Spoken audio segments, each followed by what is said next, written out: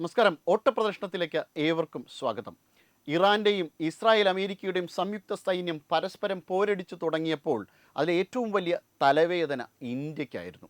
ഇന്ത്യയുടെ മാധ്യമങ്ങൾ നിരന്തരം കഥകൾ പടച്ചുവിട്ടുകൊണ്ടേയിരുന്നു. ഇന്ത്യ ഇറാനൊപ്പം നിൽക്കുന്നില്ല. ഇറാൻ്റെ കപ്പൽ ഐറിസ് ഡേന ഇന്ത്യൻ അതിർത്തി കടന്നപ്പോൾ, ഇൻ്റർനാഷണൽ ട്രേഡ് റൂട്ടിലേക്ക് എത്തിയപ്പോൾ തന്നെ ഇന്ത്യ ഈ വിവരം ഒറ്റിക്കൊടുത്തു. അങ്ങനെയാണ് അമേരിക്കൻ ടോർപ്പഡോ വന്ന ഇവരെ തകർത്തത്. അങ്ങനെ കഥകൾ പലതും മെനഞ്ഞുകൊണ്ടേയിരുന്നു. ഇന്ത്യ ഇതൊന്നും കൃത്യമായിട്ട് അറിയുന്നില്ല. മാത്രമല്ല, ഇന്ത്യ പരമാവധി സുരക്ഷ ഇറാന് കൊടുത്തു. ഇപ്പോൾ ഇതാ ഐറിസ് ലാവൻ എന്ന ഇറാൻ്റെ കപ്പൽ വളരെ സുരക്ഷിതമായിട്ട് ഇന്ത്യയിൽ കൊച്ചി സതേൺ നേവൽ പോർട്ടിൽ വളരെ സുരക്ഷിതമായിട്ട് സൂക്ഷിച്ച് വരികയായിരുന്നു. അവർക്ക് വേണ്ടിയിട്ടുള്ള എല്ലാ പിന്തുണകളും കൊടുത്തു. അതിനെ വളരെ സുരക്ഷിതമായി തന്നെ ഇന്ത്യ ഹാൻഡിൽ ചെയ്യുന്നുണ്ടായിരുന്നു. പക്ഷേ ഇന്ന് ഇന്ത്യക്ക് അത് തുറന്നു പറയേണ്ടി വന്നു. നിരന്തരം ഈ കഥകൾ പടച്ചു വിടുമ്പോൾ ഐറിസ് ഡേനയെ ഞങ്ങൾ ആരും തന്നെ ഒറ്റുകൊടുത്തതല്ല, അവർ അങ്ങോട്ട് പോകുന്നതാണ്. ഇന്ത്യയിൽ നിന്ന് മടങ്ങിപ്പോകവേ അമേരിക്കൻ ടോർപ്പഡോ വന്ന് ആക്രമിച്ചതാണ്. ഇപ്പോൾ നിലവിൽ ഇന്ത്യയിൽ ഒരു ഇറാൻ കപ്പലുണ്ട്. ഈ ഇറാൻ കപ്പൽ എന്ന് പറയുന്നത് ഐറിസ് ലാവനാണ്. ഐറിസ് ലാവനിൽ വളരെ സുരക്ഷിതമായി തന്നെ ഇറാനിലെ ജീവനക്കാർ, ഈ കപ്പൽ ജീവനക്കാരും എല്ലാവരെയും വളരെ സുരക്ഷിതമായി തന്നെ ഇന്ത്യയിൽ പാർപ്പിച്ചിട്ടുണ്ട്.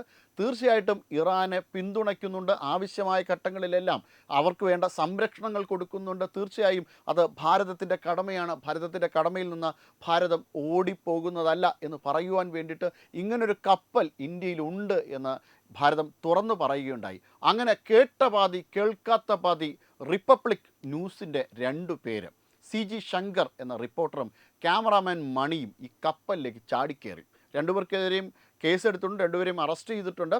ഇന്ത്യയുടെ അതീവ സുരക്ഷാ മേഖലയെ ലംഘിച്ചതിൻ്റെ പേരിലാണ് ഇരുവരെയും അറസ്റ്റ് ചെയ്തത്. ദേശീയ മാധ്യമമാണ്.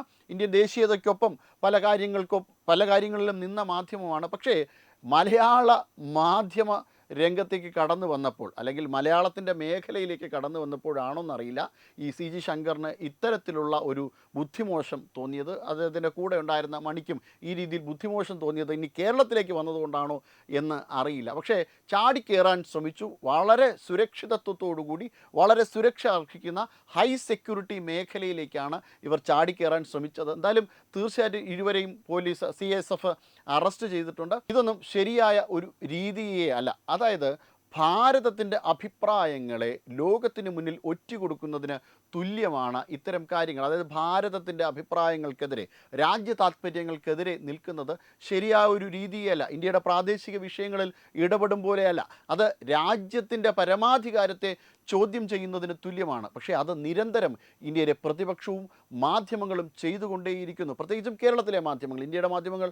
ഇന്ത്യയുടെ ദേശീയ മാധ്യമങ്ങൾ അധികമൊന്നുമില്ല. കേരളത്തിലെ മാധ്യമങ്ങളാണ് അധികവും ആ കാര്യം ചെയ്യുന്നത്. അതുകൊണ്ട് തന്നെയാണ് ബാർക്ക് റേറ്റ് കുറച്ചിടുവാൻ വേണ്ടിയിട്ട് ഇന്ത്യയുടെ മാധ്യമങ്ങളുടെ റേറ്റിംഗ് തൽക്കാലം തന്നെ നിർത്തിവെക്കുവാൻ വേണ്ടിയിട്ടുള്ളൊരു തീരുമാനമൊക്കെ കേന്ദ്ര സർക്കാർ എടുത്തിരിക്കുന്നത്. എന്തായാലും തീർച്ചയായിട്ടും ഇനിയെങ്കിലും പാഠങ്ങൾ പഠിക്കേണ്ടതാണ്. പ്രത്യേകിച്ചും മീഡിയ വൺ പോലുള്ള മാധ്യമങ്ങൾ നിരന്തരം കഥകൾ പറഞ്ഞുകൊണ്ടേയിരിക്കുന്നു. അവർക്ക് എന്തെങ്കിലും തരത്തിലുള്ള മതസ്നേഹമുണ്ടെങ്കിൽ അത് കാണിക്കേണ്ട സമയമല്ല ഇത്.